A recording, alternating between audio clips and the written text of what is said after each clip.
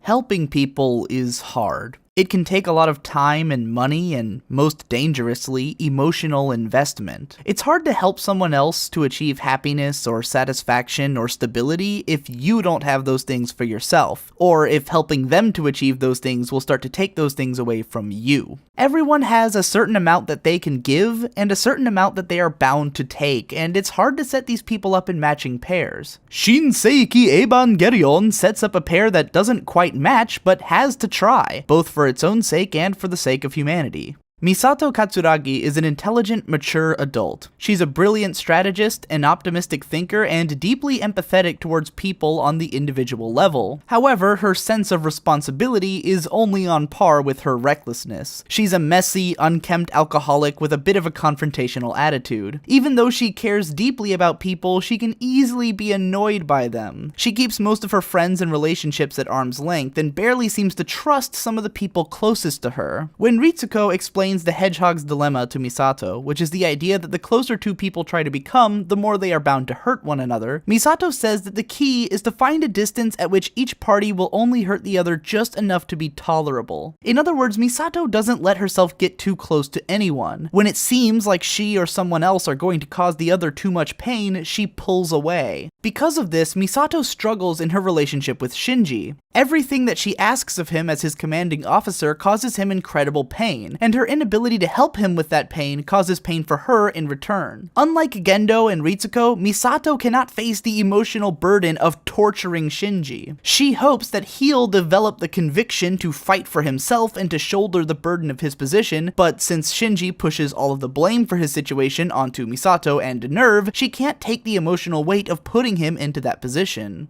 Likewise, Shinji can't bring himself to give his life over to his work, because he feels that he isn't getting anything in return. He's being put through constant physical and emotional trauma only to be punched by his classmate, chewed out by his roommate, and ignored by his father. As someone who doesn't feel that they have any place in the world, it's difficult for him to convince himself that saving the world is worthwhile. What's the point of fighting and feeling pain if he'll only be miserable in the end anyways? The irony of all of this is that both Shinji and Misato want to be convinced that they should keep working together. Misato wants to see Shinji develop some kind of conviction, but she doesn't know how to bring it out of him. Shinji wants to believe that there's a reason for him to pilot the Evangelion, but he just can't see the good side. Both of them only realize at the last minute that the other has been making an effort to connect with them. Misato comes to it when she realizes that Shinji simply doesn't know how to communicate his feelings in a straightforward way, while Shinji realizes it when he remembers that Misato had been encouraging him from the beginning. Helping Shinji towards this realization are the actions of his classmates Toji and Kensuke. Unlike any other character in the show, authenticity seems to come naturally to Kensuke. He can easily read what other people are thinking and relate to them, and is willing to talk candidly about his own feelings. He doesn't so much make an effort to support Shinji emotionally as he does guide both Shinji and Toji towards a deeper understanding of one another.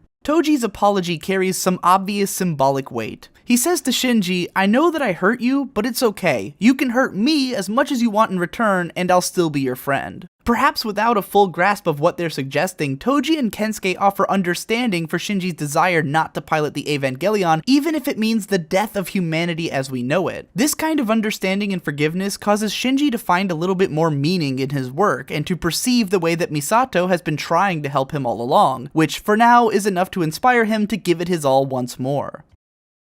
Episodes 3 and 4 of Evangelion are some of my personal favorites because of the way that my relationship has changed with them over the years. When I watched them at age 14, nearly a decade ago, I related completely with Shinji Ikari. I was depressed and I had no friends, and I didn't see the point in continuing to try my best and to go on living if I wasn't enjoying my life or getting any of the things that I wanted. I was pretty suicidal at the time and probably thought it would be better if the world just came to an end. Like Shinji, I clung desperately to every bit of encouragement and human connection that I could find, and I pulled myself through as best as I could. Now, however, I feel way more strongly connected to Misato. I'm very sure of myself and capable of doing my job and enjoying it even if my life is mostly a chaotic mess. I try to help the people that I see hurting in front of me, but I only have so much patience and so much of myself to give, especially to people who don't seem to be helping themselves or who lack the will to improve and to go on living with confidence. I might be slightly better at communicating with people like Shinji than Misato is, but a big part of my ability to do that is that I grew up with shows like Evangelion, helping me to reflect on myself and my situation. Analyzing and relating to this show has been a big part of my own self-actualization over the years, and for that reason, looking at episodes like these ones will always be one of the most special anime experiences for me.